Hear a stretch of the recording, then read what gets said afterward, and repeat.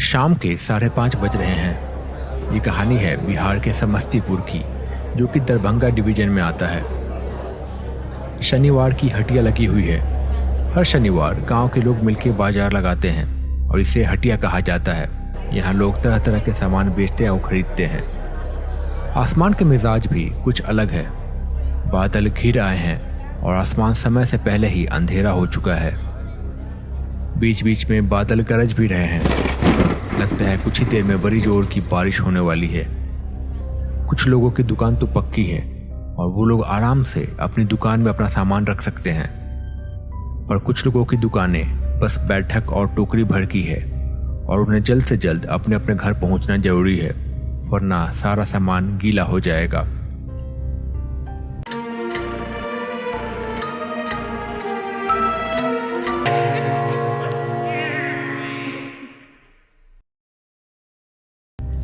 Sir पे टोकरा लिए हुए चुनचुन और भोला जल्दी जल्दी प्रकाश चाचा के पास आए। का हो चचा, चलना नहीं है का? कुछ देर में बारिश आएगी, यही फंस गए तो सारा सामान खराब हो जाएगा। हाँ, चलना तो है ही, बस मैं भी समेट ही रहा था। जल्दी जल्दी निकल चलते हैं बारिश आने से पहले। अंधेरा भी होने वाला है और आज अमावस भी है।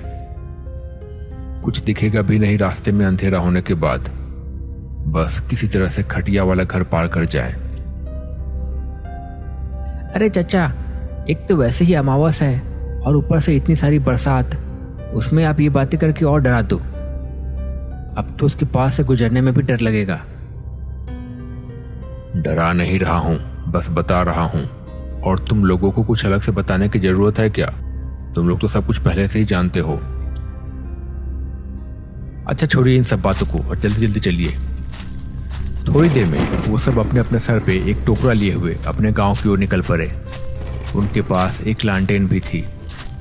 रास्ते में चलते चलते चुनचुन ने पूछा, प्रकाश चा, बाकी सब तो ठीक है, लेकिन इतने दिनों से बस खटिया वाले घर से डरते ही आए हैं, पर कुछ हुआ भी है क्या उसमें? या बस कहीं सुनी बातों पे सब विश्वास करके इधर उधर डरते फिरते रहते हैं? और ये जो दिया जलाने वाली विधि है, ये किसने शुरू की थी? मैं तो जब भी गया हूँ दिया जलाने, मुझे तो कुछ भी ऐसा एहसास नहीं हुआ। फिर सब इतना डरते क्यों है उस घर से? ऐसा नहीं है कि सब सुनी सुनाई बात है। अभी कुछ दिन पहले की ही ये बात है। अपने गांव में शाम हो गई थी। गांव के 3 लोग शाम को बैठ के कुछ बात कर रहे थे। 3 लोग गांव में शाम को बैठ के बात कर रहे हैं। भाई शाम होने वाली है, चलो आज हमारी बारी है, पता है ना? हाँ पता है, और मैं तो कब से तैयार हूँ। जितनी जल्दी हो सके चल के काम पूरा कर देते हैं। हाँ ठीक है, फिर चलो। दोनों धीरे धीरे गांव के पतले से रास्ते पे आगे बढ़े जा रहे हैं। रास्ता धूल से भरा हुआ है और आसपास घास है। शाम को धूल हवा में उड़ती जा रही है। धीरे धीरे गांव के घर खत्म होने लगे हैं और देखते ही देखते सारे घर पीछे छूट गए। अब बस पेड़ पौधे और घास ही दिखाई दे रहा है। कुछ दूर चलने के बाद वो लोग एक घर के पास पहुंचे। धीरे धीरे सूरज ढल चुका था, लेकिन अभी भी अंधेरा होने में समय था। उस घर के पास एकदम सन्नाटा था। गांव की चहल पहल पीछे छूट चुकी थी। उन दोनों ने घर के दोनों छोर से कुछ दूर आगे जाके एक एक दिया जलाया। दिया जलाते वक्त रुक रुक के वो घर की ओर देखे जा रहे थे। ऐसा लग रहा था जैसे वो किसी से नजरें चुरा रहे हों, पर वहां कोई नहीं था। उस घर में जंगल जमाया था, लटाए और न जाने क्या क्या। उस घर का दरवाजा लगा हुआ था, पर शायद समय की मार से लकड़ी का दरवाजा टूट चुका था और अंदर का आंगन दिख रहा था। और आंगन में दिख रही थी एक खटिया, यानी कि चारपाई। दिया जला लेने के बाद उन दोनों ने एक दूसरे को देखा और फिर जल्दी से अपने घर की ओर निकल पड़े। अभी भी अंधेरा नहीं हुआ था। जब वो दोनों गांव पहुंचे तो एक बच्चा, जो कि पहले आदमी का बेटा था, उसने बड़ी मासूमियत से पूछा, पापा आप लोग कहाँ गए थे? कहीं नहीं बेटा, बस ऐसे ही कुछ काम से। बताओ ना पापा, कहाँ गए थे आप? बता दे सुरेश, इसे भी पता होना चाहिए ताकि कभी खेल खेल में भी उतर ना जाए। सुरेश ने थोड़ा सोचा और फिर कहा, बेटा आज अमावस्या है आज के दिन बुरी ताकतें और बुरे लोग बाहर निकलते हैं और बहुत ज़्यादा शक्तिशाली हो जाते हैं और हम लोगों को नुकसान पहुंचाते हैं। और सबसे ज़्यादा बुरी ताकत है गांव के बाहर वाले उस मकान में। हम हर अमावस्या के दिन उधर जाके एक एक बड़ा दिया जला देते हैं घर के दोनों सिरों पे, ताकि आने जाने वाले लोगों को पता चल जाए कि उस घर का दायरा शुरू हो चुका है और उधर नहीं जाना है। पर पापा, उस घर में क्या है? कुछ नहीं बेटा, अभी के लिए बस इतना जान लो कि उधर नहीं जाना है। समय आने पे बाकी सब कुछ भी बता दूंगा।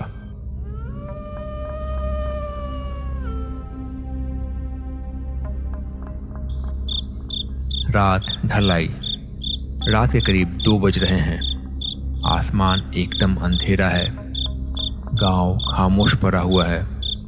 दूर कहीं सियार के रोने की आवाज आ रही है और झिंगुर अपनी मस्ती में गीत गाए जा रहे हैं। कहीं कहीं जुगनू भी दिखाई दे रहे हैं। एक आदमी चुपके चुपके गांव में एक घर की ओर बढ़े जा रहा है। शायद कोई चोर ही है ये। चुपके चुपके वो एक घर के पास गया और धीरे से खिड़की से अंदर गया और कुछ चोरी करके चुपके से बाहर निकल जाना चाह रहा था। तभी शायद उसके पैरों से कोई बर्तन टकराया और बड़ी जोर की आवाज हुई। उसका भांडा फूट चुका था। जैसे तैसे वो अपनी जान बचा के भागने लगा। कुछ लोग लाठी भाला लेके उसे दौड़ाने लगे। सबके पास अपनी बहादुरी दिखाने का आज ही मौका था। पकड़ में आ जाए तो या तो आज ये रहेगा या हम। अपनी जान बचा के चोर भागता रहा। भागते भागते गांव के थोड़े बाहर तक पहुंच गया। वहां उसे 2 दियों की रोशनी नजर आ रही थी, पर बाकी सब सन्नाटा था। उसने देखा कि गांव के लोगों ने उसका पीछा करना छोड़ दिया था। आज तो बाल बाल बचे, वो चोर हाफते हुए बोला। इतना भागने के बाद बेहद थक गया था।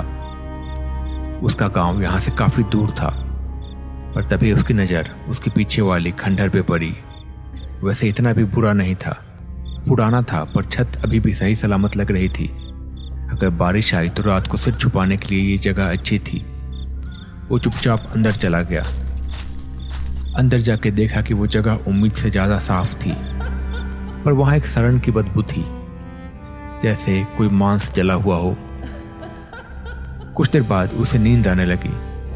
उसने सोचा कि क्यों ना थोड़ी देर सो लिया जाए। उसने देखा कि सामने 2 खटिया लगी हुई थी। वो उसी पे आराम करने लगा। धीरे धीरे उसकी आंख लग गई।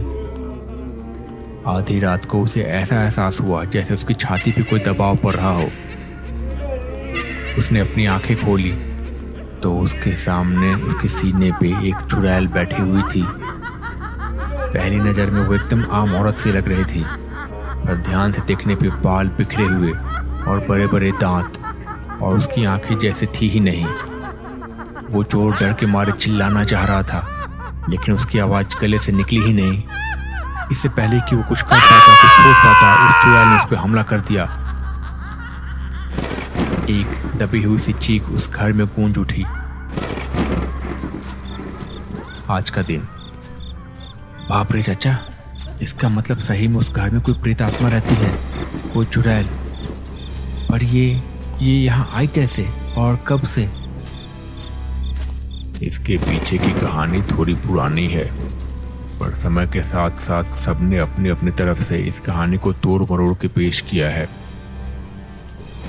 तो आपको तो पता है ना कहानी के बारे में, क्यों ऐसा हुआ था?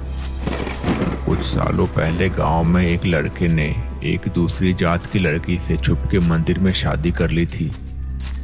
जब गांव वालों को पता चला तो सब बहुत ज्यादा गुस्सा हुए। उन्होंने उन दोनों को गांव से निकाल दिया, पर फिर दोनों ने गांव से बाहर एक छोटा सा घर जैसे तैसे बना लिया और वहीं रहने लगे। उनकी जिंदगी ठीक चल रही थी, जैसे तैसे काम करते और खाना पीना करते थे। पर गांव के कुछ दुष्ट लोगों को ये भी देखा नहीं गया। एक अमावस की रात अंधेरे में वो लोग अचानक से उस घर पे पहुंच गए। उन्होंने उन दोनों को खटिया से बांध दिया और उसी रात को खाट से उन्हें बांध के उन्हें जिंदा जला दिया। उन दोनों की चीख उसी घर में दब के रह गई। पर फिर अगले कुछ ही दिनों में उसी घर के पास उन सब लोगों की लाश पड़ी मिली जो इसमें शामिल थे, लेकिन अभी भी उनकी आत्मा को शांति नहीं मिली। अभी ये लोग ये सब बात करते करते आगे बढ़ ही रहे थे कि उन्हें रास्ते में एक आदमी खड़ा दिखाई दिया। वो आदमी वहाँ खड़ा होकर उसी घर की ओर देखे जा रहा था। उस आदमी को वहाँ देख के उन सब के चेहरे पे सवाल के भाव आ गए, पर जैसे ही वो लोग उसके बगल से गुजरने लगे, उस आदमी ने कहा, मेरी मदद कीजिए, मेरी मदद कीजिए। उसकी बात सुन के वो लोग वहीं रुक गए। क्या हुआ? और यहाँ इस समय तुम क्यों खड़े हो? इस घर के बारे में पता नहीं है क्या? पता है, तभी तो अंदर जाने से घबरा रहा हूँ। कुछ देर पहले मैं अपने बेटे के साथ बाजार से घर लौट रहा था, तभी मेरा बेटा बिना कुछ बोले उस घर के अंदर भाग गया। बच्चा है, उसे समझ में नहीं आया होगा, पर अब अंदर कैसे जाऊँ, मुझे डर लग रहा है। दया करके मेरे साथ चलिए, मेरे बेटे को लेकर तुरंत यहाँ से हम लोग भाग जाएंगे। दया कीजिए मुझ पे। प्रकाश चाचा को बात सही नहीं लगी, पर एक बच्चे को अंदर छोड़ के जाना उनके उसूलों के खिलाफ लगा। कुछ सोच के उन्होंने कहा, ठीक है, जल्दी चलो, जल्दी से उसे निकाल के चलेंगे। उन्हें डर भी लग रहा था। इसके बाद वो सब जैसे तैसे उस घर के अंदर दाखिल हुए। अंदर एक अजीब सी बदबू थी, पर अंदर सफाई थी। अंदर 2 खाट थे। वो लोग अंदर जाके इधर उधर देखने लगे। आंगन के उस पार उन्हें एक बच्चा दिखाई दिया। प्रकाश चाचा और वो आदमी उस बच्चे की ओर बढ़े, पर अचानक से उस बच्चे की आंखें अंधेरे में चमकने लगी। देखते ही देखते वो बच्चा एक बेहद भयानक चुड़ैल में बदल गया। उनके साथ वाला आदमी भी एक भयानक भूत में बदल गया। चुनचुन और भोला ये देख के बिना कुछ सोचे वहां से भागने लगे।